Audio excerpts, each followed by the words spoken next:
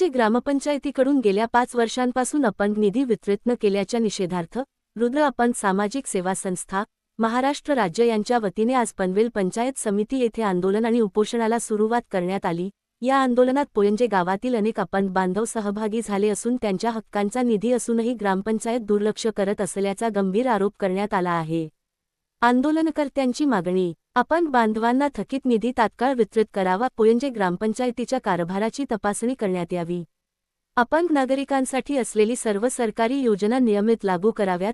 निधी रोखून बसलेल्या अधिकाऱ्यांवर कारवाई करण्यात यावी। आंदोलनकर्त्यांचे म्हणणे आहे की अपंग व्यक्तींचे अधिकार संविधान आणि कायद्याने संरक्षित आहेत, तरीही स्थानिक प्रशासनाकडून अन्याय, दुर्लक्ष आणि विलंब होत असल्याने हे आंदोलन आवश्यक झाले आहे। हक्काचा निधी मिळवण्यासाठी आम्हाला रस्त्यावर उतरावं लागत आहे। हा शासन आणि प्रशासनासाठी लाजिरवाणा प्रकार आहे, असा सूर आंदोलनकर्त्यांकडून उमटला। रुद्र अपंग सामाजिक सेवा संस्थेने स्पष्ट केले आहे की जोपर्यंत सरकार किंवा पंचायत समितीकडून लेखी आदेश आणि निधी वितरणाचा निर्णय होत नाही, तोपर्यंत आंदोलन सुरू राहील। नागरिक आणि सामाजिक संघटनांना आवाहन: संस्थेने आवाहन केले आहे की अपंग बांधवांना न्याय मिळवून देण्यासाठी समाजाने पुढे येऊन एकजूट दाखवावी।